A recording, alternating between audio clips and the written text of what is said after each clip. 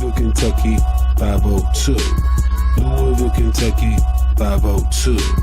Louisville, Kentucky, 502. Louisville, Kentucky, 502. Louisville, Kentucky, Louisville, Kentucky, Louisville, Kentucky, 502. Louisville, Kentucky, Louisville, Kentucky, Louisville, Kentucky, 502. What up? It's your boy Cardinal Red, and we back for some more of that Ali Land boxing talk, people. And today we talking Kell Brook versus Terence Crawford. Final prediction. This one is tough. Alright, y'all. Plus, we got a little bit of go-kart fun for you. So, man, check out some of this go-kart background footage, man, of my Coleman CK100 modded with a Predator 212 engine. Alright, y'all, so let's get into this, man. Terence Crawford versus Kell Brook. This is a big fight, man. This is a huge fight, and a lot of things could possibly change with the outcome of this fight. You know, there's a possibility that Kell Brook can really win this fight, you know, and I think a lot of people are counting Brook out. I don't know why.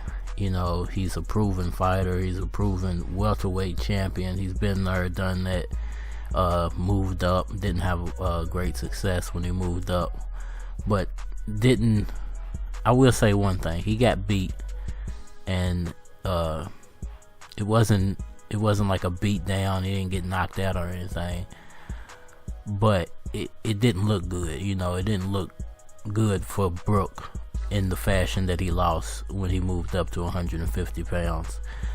And, you know, I'm glad he decided to come back down and pursue the rest of his boxing career at welterweight, you know, because he's a great welterweight. You know, there's not too many naturally built welterweights like Kell Brook still out there. You know, this guy, when you see Brook and his physique, you can tell that he belongs at 147 pounds. You know, that's why he used to call himself the what they used to say, the ruler or the king, something of 147. You know, it was funny the way he puts it, because he has the weird accent, you know. But you know, he's the governor. That's what he used to call himself.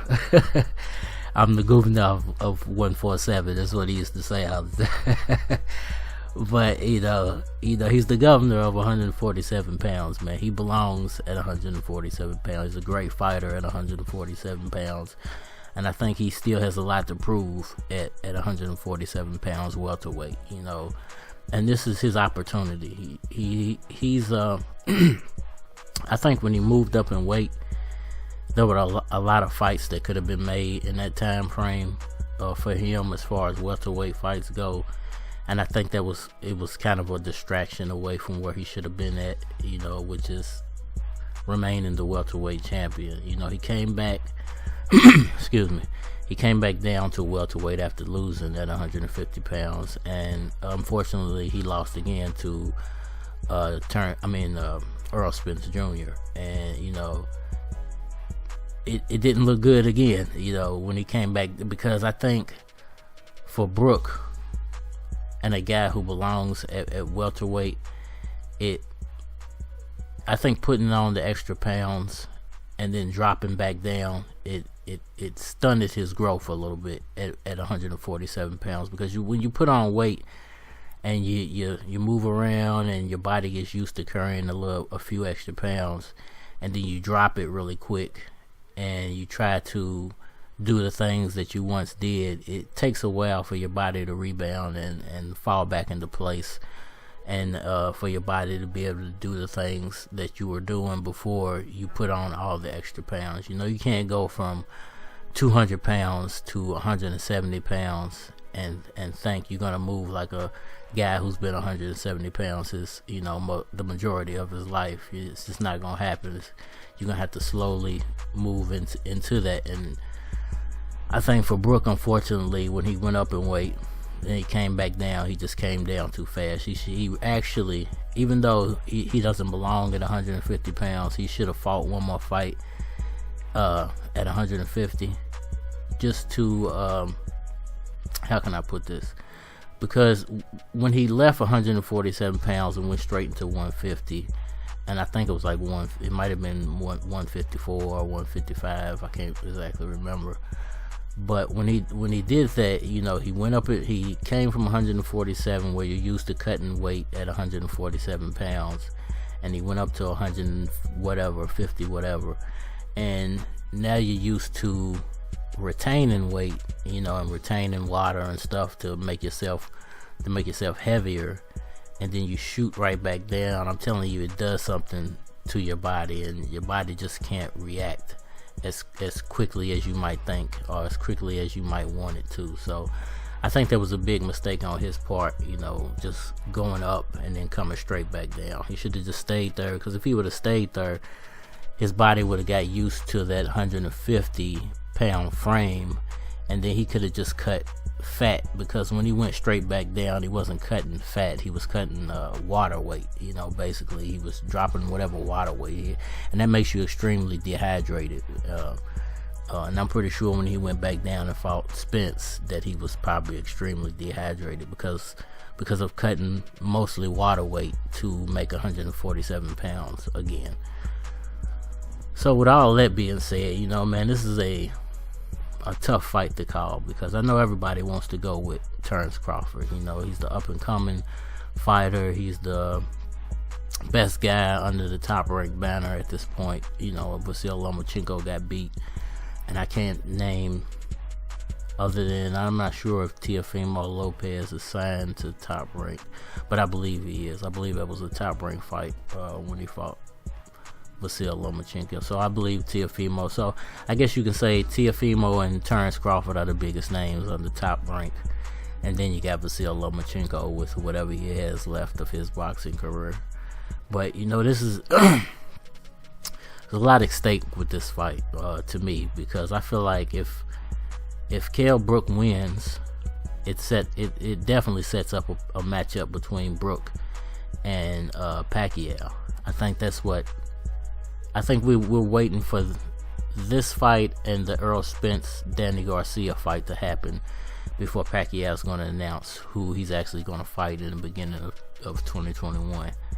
And I think if Kell Brook is able to pull this off, I think you will see Pacquiao lean a little bit more toward Brook as an opponent, and instead of maybe going straight into a Spence fight, because at that point, you know, that eliminates a fight with Terence Crawford. I don't see a point in him fighting Crawford if he gets beat.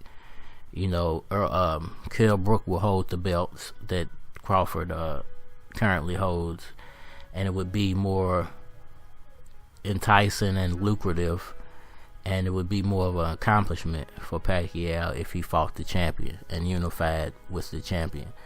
He holds the super belts. Terence Crawford holds whatever belts he holds at welterweight. Errol Spence holds belts at welterweight as well. So it's setting up to where if Kell Brook can pull this fight off, you're probably going to see a matchup between Manny Pacquiao and Kell Brook. And then you're probably going to see Pacquiao and Spence maybe end of 2021, beginning of 2022. But if Crawford does what everybody's expecting him to do, go out here and dominate, and just take Kell Brook out with ease, I'm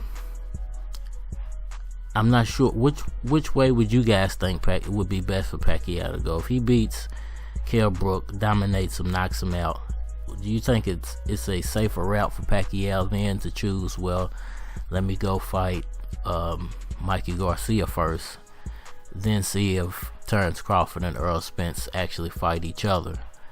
Or do you think he should just go ahead and say, you know what, I'm going to go ahead and see if I can make a fight? Because Bob Arum recently came out and said, after Kell Brook, Terence Crawford is looking for Spence or Pacquiao. That's the only two fights they're trying to make. So is it safer for him to, if Crawford knocks out Brook, is it safer for him to go with a Crawford fight or Errol Spence fight? Let me know down in the comment section what y'all think. But me personally, I think if Crawford comes out and he knocks Brook out, I think Pacquiao would be better served, instead of jumping straight into a unification fight, to do what I believe he's going to do anyway, which is take on his mandatory, Jordanius you guys. I know everyone thinks his mandatory is Mikey, because the Mikey fight was signed before all this crisis hit the world.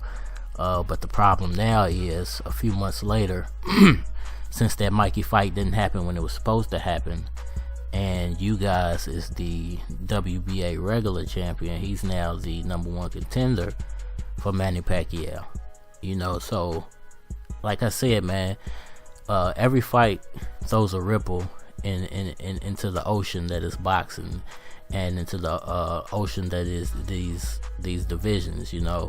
Every time a guy loses, every time a guy wins, that it creates a new opportunity for new fights and better fights to come about. And that's what I believe could happen here.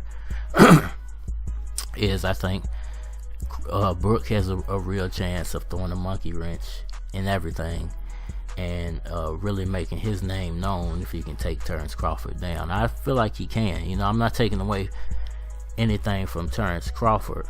I just feel like this is his toughest fight to date, and all the other names on his resume are just padded. They're kind of like padded stats in a way, because he wasn't taking on the best of the best. To be completely honest, he was getting the fights that Bob Arum could make for him under the Top Rank banner. We